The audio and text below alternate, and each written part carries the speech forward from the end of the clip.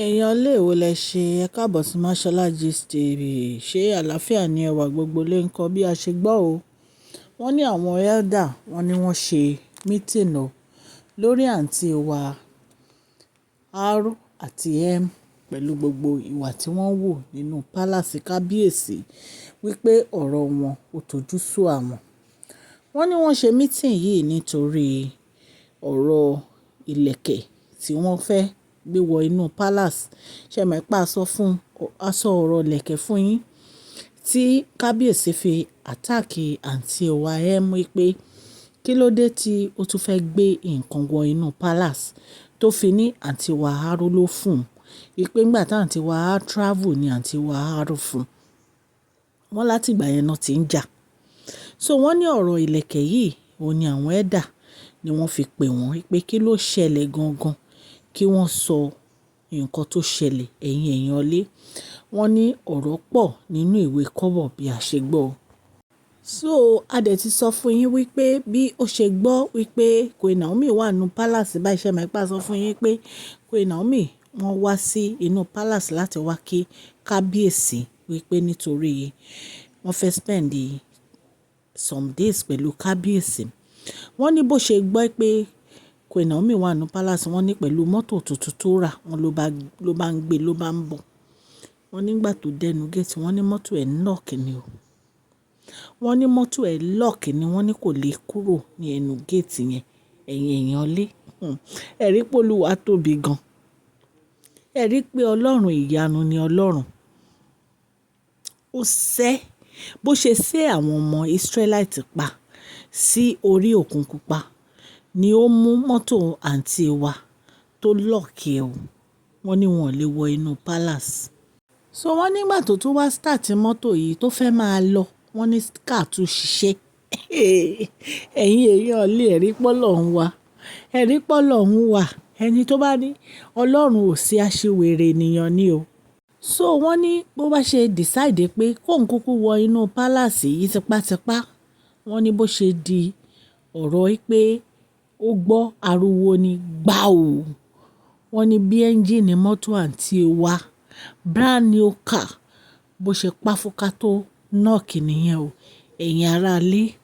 Bí a ṣe gbọ́ wọ́n ní mọ́tò yìí wọ́n ní 90.6 million ni wọ́n ra mọ́tò tó lock yìí o. Ẹ̀yin ará ilé. Wọ́n ní bí kábíyèsí ṣe fẹ́ tán gbọ́ ọ̀rọ̀ yìí tán fẹ́ yọ ancient sword wọn kán fi gégùn fún un. Wọ́n ní bó ṣe bẹ̀rẹ̀ sí rojọ́ nìyẹn o tó ń confess pé àǹtí wa R ló fún un ní bíìdì o. Pípa wọn ló fún un ní bíìdì o nígbà tí àǹtí wa R travel náà ra bíìdì fóun. Ẹ̀yin èèyàn lé. Ẹ mọ̀ pé a sọ fún yín nínú gist yẹn pé bàbá wa parọ́pò ni wọ́n ó di ọwọ́ kábíyèsí o tí wọ́n jẹ́ kí kábíyèsí kí wọ́n jẹ́ kí wọ́n lo ancient sword fún un. Ẹ̀yin èèyàn lé. Wọ́n ní nǹkan tí wèrè tó wá sọ nínú palace pé àwọn olórí yìí wọ́n ń wá ọ̀nà tí wọ́n máa fi ṣe nǹkan tó jẹ́ pé kábíyèsí á fi ẹ̀gún àbí èpè tí wọ́n á fi rán wọn. Wípé tí wọ́n á máa gbé orúkọ kábíyèsí kiri tán máa bà wọ́n jẹ́ kiri. Wípé kí kábíyèsí má fọwọ́ kàn wọ́n o. Wọ́n ní wèrè ló wá sọ bẹ́ẹ̀ fún kábíyèsí. Ẹ̀yin èèyàn lé. Wọ́n ní nǹkan tí àwọn elders yìí fi pe àwọn àǹtí wa méjèèjì ní pé kí ló wà nínú ìlẹ̀kẹ̀ yìí? Kí ló wà nínú ìlẹ̀kẹ̀ tí ẹ gbé wọnú palace yìí? Wọ́n ní àwọn elder wípé wọ́n ń béèrè àwọn ìbéèrè yìí lọ́wọ́ wọn. Wọ́n ní àǹtí wa M ní àǹtí wa R ló gbé bíìdì fóun o. Òun ò mọ nǹkan tó fi sínú ẹ̀ o. Òun ò dẹ̀ mọ nǹkan tó wà nínú ẹ̀ o. Wọ́n ní nǹkan tí àǹtí wa M sọ nìyẹn ẹ̀yin ará ilé. Wọ́n ní ṣe ni àǹtí wa M ní pé bóyá ó ti ro nǹkan kan nínú ọkàn ẹ̀ tẹ́lẹ̀ ni. Wọ́n ló ní àǹtí wa R ní Saudi Arabia làwọn ti ra bíìdì yìí ó dẹ̀ wọ́n gan. Wípé bóyá ó ti fẹ́ lo bíìdì yìí fún nǹkan kan burúkú ni bóyá òun ló mú lọ sí ibi tán ti lọ ṣe nǹkan sí bíìdì yìí. Wípé òun wà sure pé òun ló mú lọ sí ibi tán ti lọ ṣe nǹkan sí inú bíìdì pé torí Saudi Arabia làwọn ti ra bíìdì fún ó dẹ̀ wà very very expensive.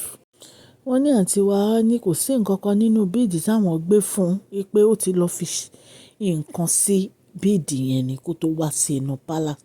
Ṣẹ̀dẹ̀ mọ̀ pé àwọn ìyá onífá ti sọ fún kábíyèsí wípé kí kábíyèsí kan máa jó lọ, àwọn ń wẹ̀yìn kábíyèsí pé torí kò sí nǹkan kan tó máa gbé wọnú palace yẹn tí kábíyèsí ò ní rí.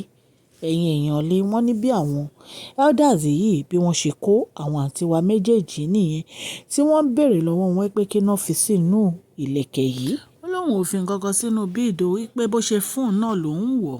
Wọ́n ló lóun ò tí ì wọ bíìdì rí pé ní nìkan náà ló máa wọ lòun tó máa wọ bíìdì yìí wípé wọn ò dẹ̀ mọ̀ wípé bíìdì yìí ó ní nǹkan nínú. Ẹ̀yin èèyàn lé nǹkan tí wọ́n ní àǹtí wa ń sọ fún àwọn elders nìyẹn. Ẹ̀yin èèyàn lé wọ́n ní àwọn elder ní irú àwọn olórí wo lèyí? Kí ló dé tí àwọn olórí yóò fi ọkàn kábíyèsí balẹ̀? Kí ni wọ́n ń wá kiri gangan náà? Kí dandan ni èèyàn fi ń léèyàn ni? Pé láti ọjọ́ ìtọ́ ti ń lé Queen Naomi wọn ò bá Queen Naomi. Wípé kí ló dé tó ń ṣe báyìí? Ẹ̀yin èèyàn lé tó bá jẹ́ ní gist tí a gbọ́ yìí, a ní ká wá torchlight fún yín allegedly nìyẹn. Bí a ṣe gbọ́ nìyẹn o, tán ni àwọn elder sọ̀rọ̀ sí àwọn méjèèjì wípé kán bẹ̀rẹ̀ sí jẹ́wọ́ ẹ̀ṣẹ̀ wọn. Pé torí àwọn ìyá alágbára wọ́n ń bínú sí wọn.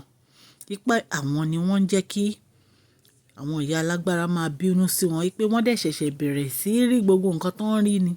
Wípé tí wọn ò bá jẹ́wọ́ gbogbo ẹ̀ṣẹ̀ wọn àti gbogbo ìwà ibi tí wọ́n ti hù. Ẹ̀yin èèyàn lé bí a ṣe gbọ́ allegedly nìyẹn. Mo ṣe sọ fún yín alleged ni o. Nítorí nǹkan tá a gbọ́ la wá torchlight sí.